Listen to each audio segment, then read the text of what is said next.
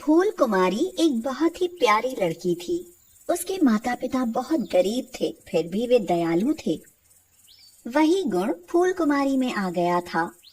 वह जिस किसी को भी मुसीबत में देखती तो उसकी मदद करती थी।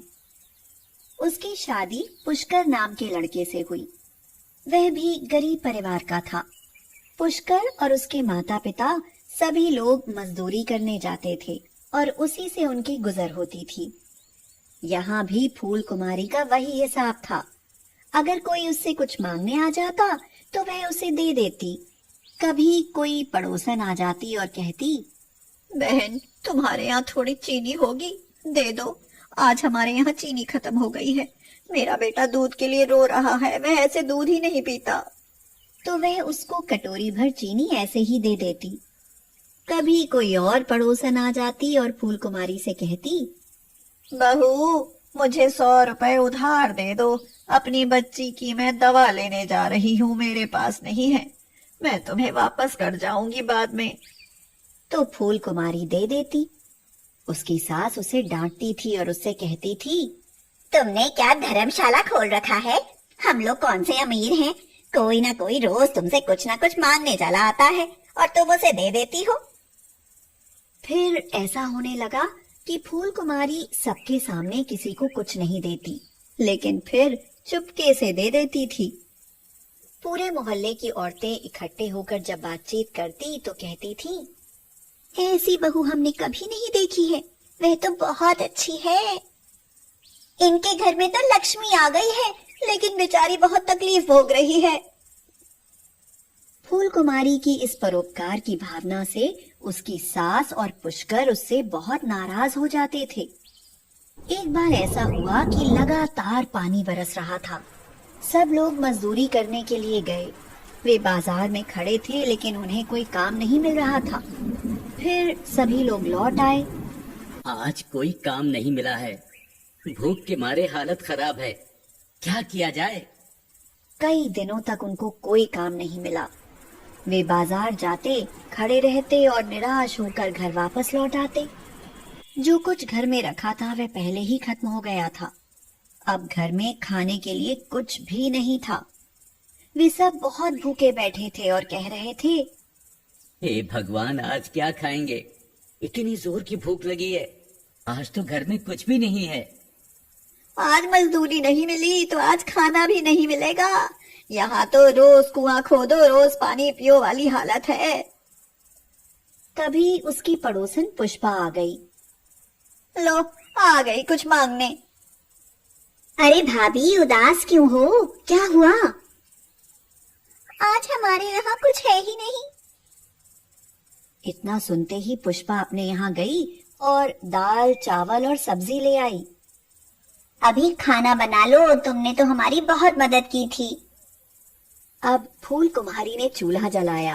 पहले उसने दाल बनाई, उसके बाद चावल बनाए, फिर सब्जी और रोटियां सेकने लगी। अम्मा जी, आइए खाना खा लीजिए। सब लोग खाना खाने के लिए बैठे ही थे। सब लोग बहुत भूखे थे। तभी बाहर से आवाज आई, क्या इस गरीब के लिए कुछ है?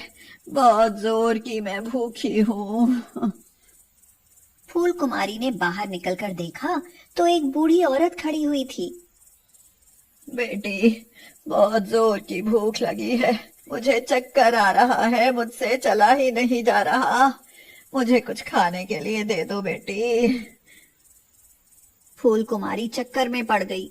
खाना तो थोड़ा सा ही है, जो इतने लोगों के लिए भी पूरा नहीं है। वो सोचने लगी, हे भगवान, मैं क्या करूं? इन बूढ़ी अम्मा को खाना तो हमें देना ही चाहिए। ये कितनी कमजोर है, भूखी भी है और खाना मांग रही है। इन्हें बिना खाना दिए मैं कैसे लौटा सकती हूँ? तब तक उसकी सास भीतर से आकर उस बूढ़ी महिला से बोली, खाना वाना कुछ नहीं है यहाँ। और बहू, तुम किवाड़ बंद कर दो, ज्यादा चक्कर में मत पड़ा करो। हाँ बेटी, मुझ पर थोड़ी दया करो, मैं बहुत दुखी हूँ। आज तो लगता है भूख के मारे मेरे प्राण ही निकल जाएंगे। ऐसा कहकर वह वहीं बैठ गई। वह आंसू बहाने लगी। फूल कुमारी घर के भीतर दौड़ कर आई और अपनी सास से बोली, अम्मा, उन्हें उन्हें खाना दे दो, वे बहुत भूखी हैं। कहीं ऐसा ना हो कि उन्हें कुछ हो जाए। फूल कुमारी की सास ने उसे डांटा और बोला, तुम चुप करो बहू, हम लोग तो भूख के मारे मरे जा रहे हैं, हमारी तुम्हें परवाह नहीं है। और वह बाहर से पता नहीं कहां से भिखारिन चली आई, उसकी तुम्हें बहुत परवाह है, हाँ नहीं तो? हाँ? पर अम्मा, जरा सोचो, हमें भी तो पूरे 2 दिन हो गए कुछ नहीं खाया है, हमको भी तो चक्कर आ रहा है। फूल कुमारी ने बाहर देखा तो वह बूढ़ी महिला बैठी रो रही थी। अब तो फूल कुमारी से नहीं रहा गया। अब चाहे मुझसे कोई भी नाराज हो जाए, मैं उनको खाना जरूर दूंगी। वो थाली में खाना परोस कर ले आई और उस बूढ़ी महिला को दे दिया। वह बूढ़ी महिला खाने को देखकर बहुत खुश हो गई और उसे खाने लगी। यह खाना बहुत स्वादिष्ट बनाया है तुमने। तुमने मुझको खाना खिलाया, तुम बहुत सुखी रहोगी। और खाना ले आओ बिटिया। फूल कुमारी मना नहीं कर सकी, वह और भी खाना परोस कर ले आई। बूढ़ी महिला को पता नहीं कितनी भूख लगी थी। वह खाना खाती ही जा रही थी और मांगती जा रही थी, और ले आओ खाना। फूल कुमारी दौड़कर घर के अंदर गई और खाना ले आई। थोड़ी ही देर में दाल चावल की पतीली खाली हो गई। सब्जी रोटी भी वह खा गई। भूख से बिलबिलाते हुए पुष्कर ने देखा कि पतीली खाली पड़ी है और कुछ नहीं रह गया है उसमें, तो उसे बहुत जोर से गुस्सा आ गया। उसने जोर से चूल्हे पर लात मारी और चूल्हा फूट गया। यह देखकर फूल कुमारी रोने लगी और बोली,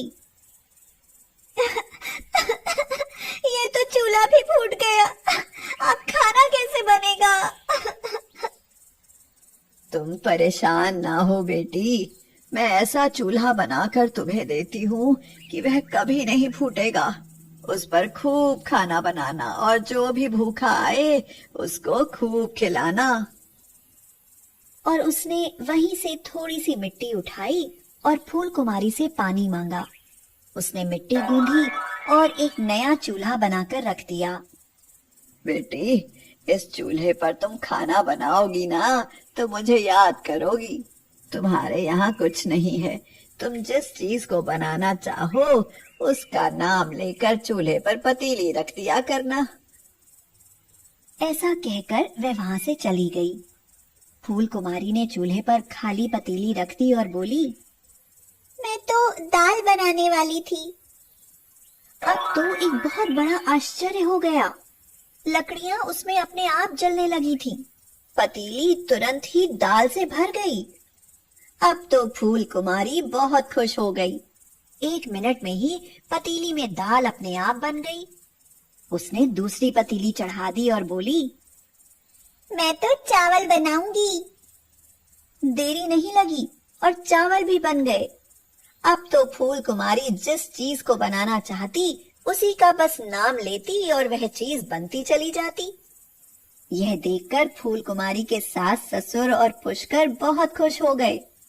वे फूल कुमारी की प्रशंसा करने लगे। अब सभी लोग खा रहे थे।